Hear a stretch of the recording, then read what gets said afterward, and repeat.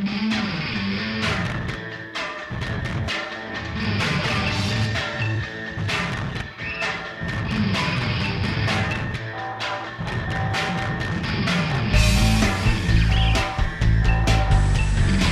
to Kris 720. The topic of tonight's show deals with censorship in our public schools. Imagine you are John Corey, principal of William Hurd Kirkpatrick Junior High School. You are a conscientious administrator concerned with the welfare of the students and the quality of the curriculum.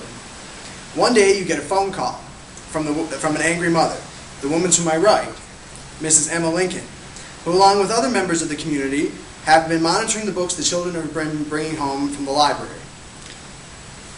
Welcome to the show, Ms. Lincoln. Thank you. The books you have an issue with specifically are The Catcher in the Rye, Catch-22, and God Bless You, Mr. Rosewater.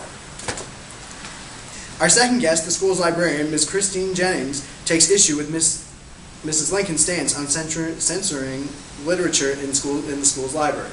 Welcome to the show, Mrs. Jennings. The issue has been taken to the school's PTA, and both ladies are here with us tonight to discuss their views. Let's start with Ms. Lincoln. Ms. Lincoln, tell us your side of the story. Now, just the other day, my daughter Prudence, she's in grade 10, she came home with the most disturbing piece of literature that I ever did see in my life. She came home with this book, as I was saying, God Bless You, Mr. Rosewater book by Kurt Vonnegut. Do you know what its other title is? Do you know what it is, Mr. Smith? Pearls Before Swine. I cannot have my daughter win a book with swine in the title. No pearls, because that just leads to a whole black hole of things.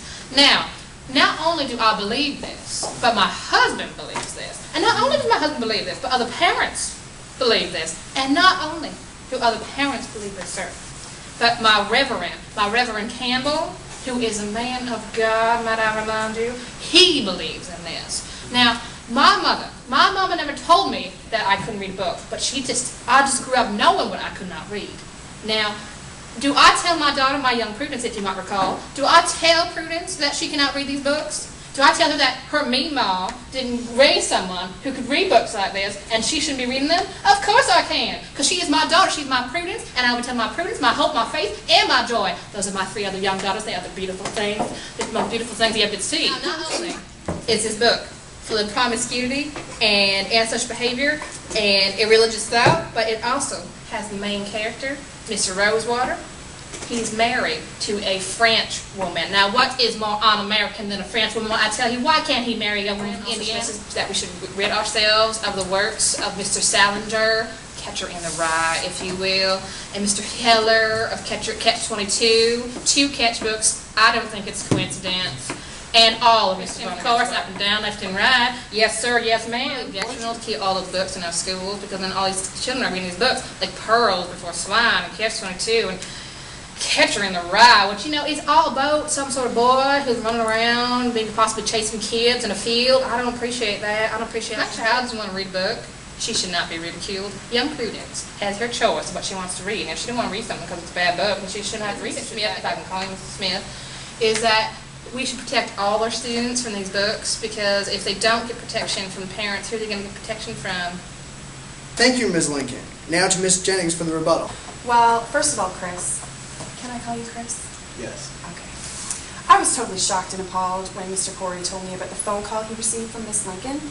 I can't believe that my personal opinion on books are to be judged. It's a form of censorship, and I don't agree with it. I went to school for many years. I went to Duke University, where I received my degree in library studies, where I have an accredited accountability to the books that I put in my library, and I shouldn't be questioned about it. It is totally un-American and totally unethical, and I will not stand for it. Also, how I handle my library is being completely ridiculed and questioned, and it's a personal affront to me, and I won't accept it.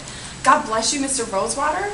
It celebrates human frailty, the humble civic virtues, and the possibility of kindness in an unkind world.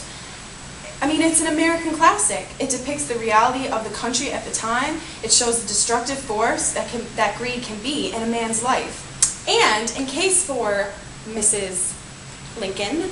Should I also say that greed is probably one of the biggest issues in the Bible? How about we just remove the Bible from the library, shall we?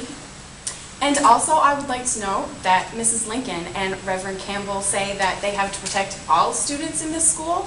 How unfair and unjust is that? You cannot take responsibility for other students in this school. That's other parents' rights. You have no right to assume that all parents of the school want their children to only read certain books.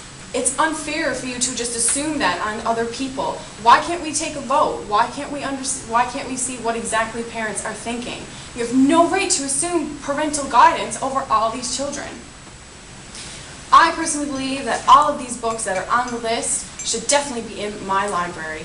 They were thoroughly read, they're totally credited, they're American classics. It's not fair to take them out of my library. This is complete censorship. And I will definitely take a stance on whatever that might be. I have the support of teachers that are on the staff in the school, and I'm absolutely not going to stand for this. As for the new proposal put by Mr. Corey, it's still censorship. You're still censoring my books and my opinions and my beliefs, as well as the board that put together all these novels. Totally not going to stand for it. I don't agree in anything that was proposed, and I'm absolutely willing to present a counter-argument and to present a counter-lawsuit, and if need be, I will strike, and the teachers in the school will strike with me. Now that we've heard from both sides, it's up to you guys, the audience. We'd like you to text, tweet, email, send messages on Facebook. What do you think the school board should do about the issue of censorship in this school?